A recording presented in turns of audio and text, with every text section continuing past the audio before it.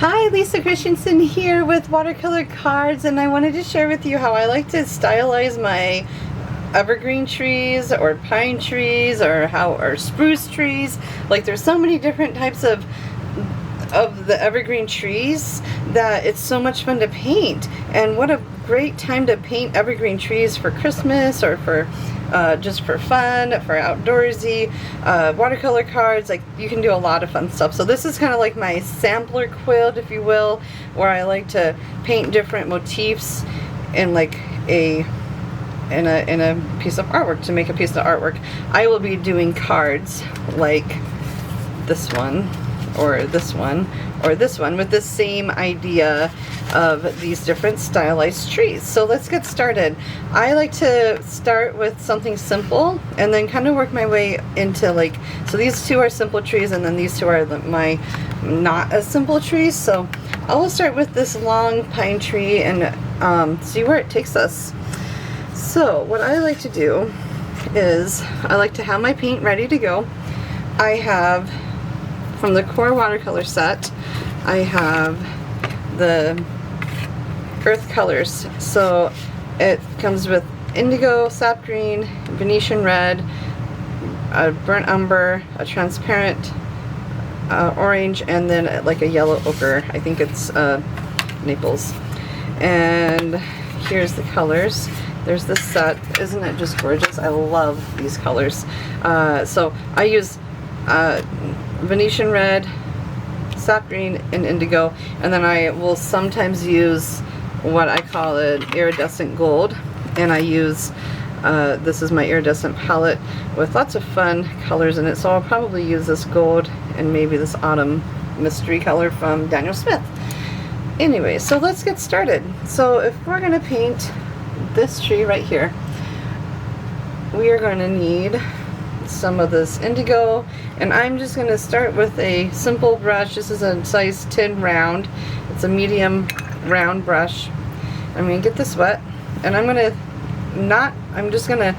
probably going to make like 2 or 3, we'll see. I think I'll make one tree like right here, and then I'll do another tree here and another tree here, and that way I can possibly get a sentiment right up here or maybe down here. I haven't decided yet, but we'll at least get the trees painted. So what I like to do first is actually do a simple background wash, and that's going to use this petal right here, and I'm just going to get it all wet, and I'm just going to have fun with it. I'm moving paint on the paper. There's no wrong rule, there's no right rule. It's whatever you want to do. I would say go lengthwise because you're going to make a tree.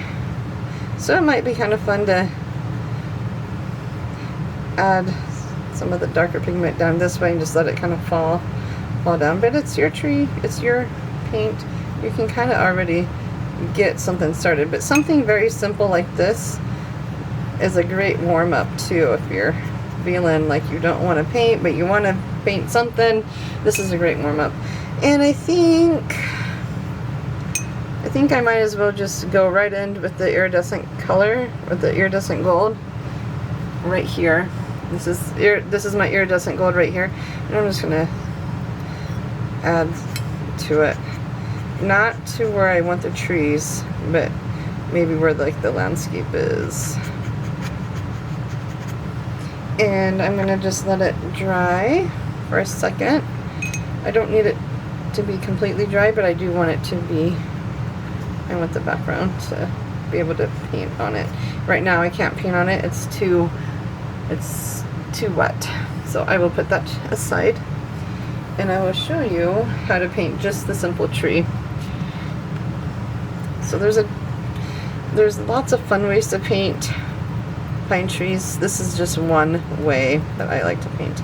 And I'm going to start not in the middle, this would be the middle of the paper. I'm going to start maybe a hair over to the side, and I'm just going to make a very thin line, not too much to worry about yet.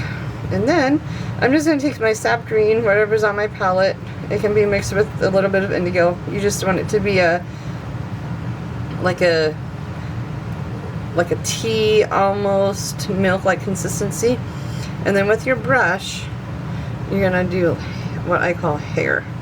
And the lighter you touch the brush, the better the hair is, the finer the hair is gonna be, the finer the branches are gonna be. So now that I feel like I got my zone in, I'm gonna go ahead and just start. And you can kind of get an idea of how far you want it to go out at the beginning. And I notice how I didn't leave the line, like I didn't make a straight line, I stopped in the middle. That's because most trees, you don't see the trunk, you just see part of the trunk. Okay, I'm thinking that looks pretty good on that side. And go back to the other side. And this just takes practice. And sometimes, yes, some people like to tape down their painting. I don't. I feel like I lose my freedom when I tape down my painting. Who knows? Does anyone else feel that way? Just me? That's alright. If we all had the same way of painting, all of our paintings would look the same. Okay, now I'm going to go in darker. And I might even, I'm going to add some of this indigo and the sap green, and I'm going to go straight thick. It's going to be milky, milk, almost buttery. And this will give it more shape. And I'm just lightly pressing my brush. You don't need a tiny brush for this, you just need to have a light touch. And that comes with lots of practice. I used to be a very heavy hand artist until I put in those brush miles, so to speak. And that made all the difference. And I'm going a little bit thicker at the top, and then I'm working my way down so I get that nice pretty little look. There we go. I like it. Now I can add some of that gold to it, and that'll just add, that's just gonna kind of become its own little thing. So we'll see how it goes. And this iridescent gold is one of my favorites. It's actually a core iridescent gold, and it does not, I mean, a little dab will go a long way. I just think gold in a pine tree is just fun. And that is how I like to make a stylized pine tree. Yeah, you can do again. You can go again, and maybe I want to make one that's maybe not as tall. And I would do the same thing over again.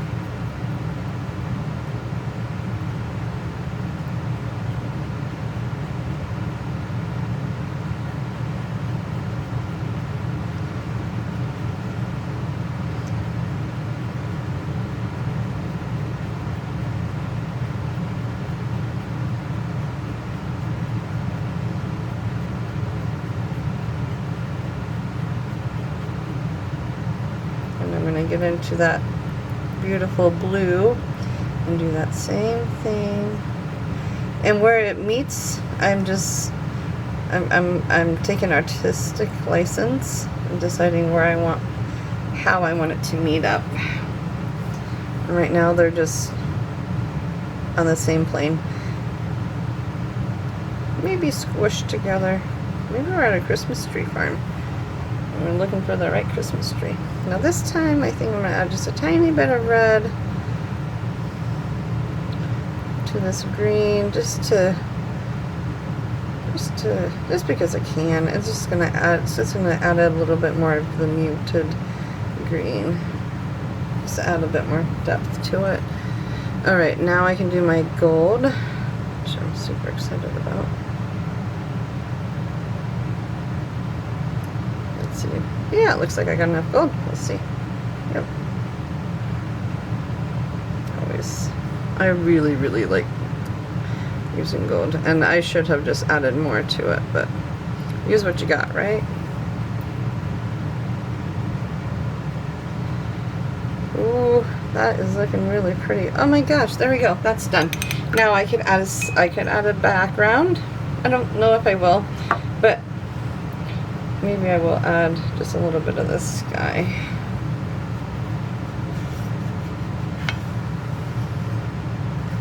I know we all love to paint Christmas, so I hope to keep getting some of these tutorials out weekly that will help you paint Christmas cards.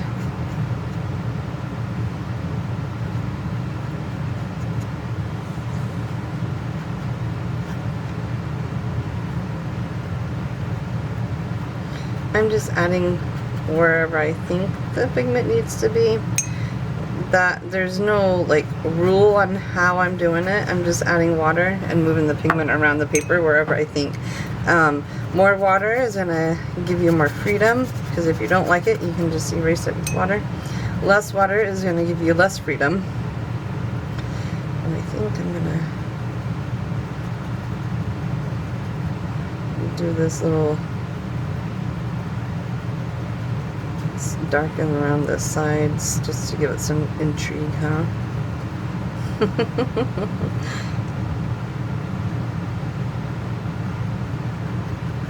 I probably shouldn't have done what I did, but we'll see how it goes. Let's see. I can still lots of time to play because it's wet enough. I'm just softening these edges. There, I like that. That's gonna make for a really pretty Christmas card, I think. Anyways, so there's that one. Now, if I wanted to do a different one, this is one of my favorite ways. It's just with little brush strokes. It's very painterly. So let's do that one.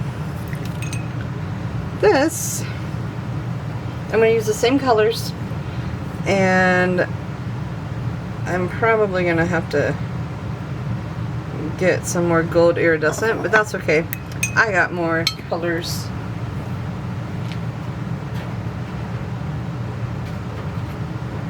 I love this set from Kiritaki. You can, they have different colors. I like the red gold for this. It's very rich and very, very Christmassy. So we're gonna use that red gold, because I think all Christmas trees should have some kind of iridescent gold quality to it. And this is a very simple, this is a really fun one. Like, I do this for my mindfulness watercolor, because it's a repetitive process, just like these trees were. It's just repetitive brush strokes, but I'm not going to do a background because I don't have to necessarily for this one. But it's going to be a little bit bigger, so you always start with like the top, and then 1, 2, 3, and we'll go with that. And so I'm making a pyramid that looks like a Christmas tree. Now I'm going to change it up and do more of the bluish, greenish color. And you can either make your brush strokes bigger, you don't have to. You can also use a flat brush for this. I'm using a round brush.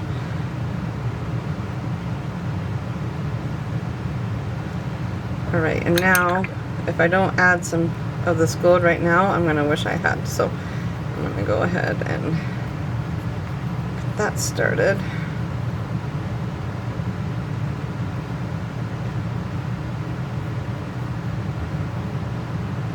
Okay. And I'm just gonna dab it a little bit in. Not every single one. And it doesn't even have to match the brush strokes, although if you mess up on the brush strokes, just kind of use your brush to make it look like you did it on purpose. I think that's the key for a good painting, is just make it look painterly.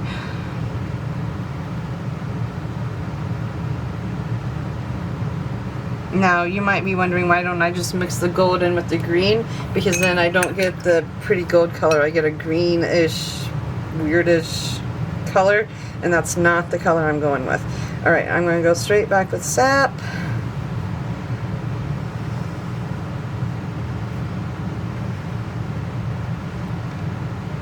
And then I just do 3 rows. And it's okay if I get darker or lighter, it's supposed to be that way. Go back in with this gold.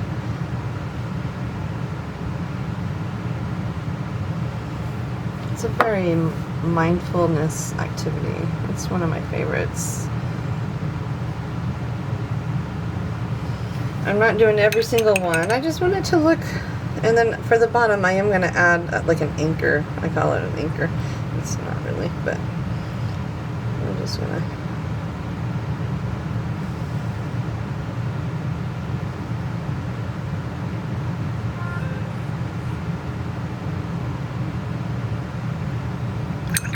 And then maybe because I can, we're just going to do one big brown trunk, and that might not be how that works. Maybe it's in a pot. I don't know. It's all right. And then for the star, I don't know. Maybe you would like something else, but we're just going to do a simple star motif at the front. And I like to just kind of doodle a circle, and then just kind of add the dots. It's stylized, so we can get away with not. We can get away with a lot of stuff when it's stylized. Think of like those illuminated scripts, you know. If you ever looked at illuminated scripts, they use a lot of gold and stylization. It's kind of the same thing, but there you go. I really like that. Now what I want to do, I don't mind this, but I think if I just kind of messed it up a tad bit around, that's going to make it look kind of nice. And there we go. 2 different ways of stylized trees right there. It's going to be super fun to give to a friend. You can use it for bookmarks. You could cut this down if you don't like the size, which I do, but I think a perfect sentiment right here will work, and it'll be a wonderful card. So I'll keep working on this card and show you the next step soon.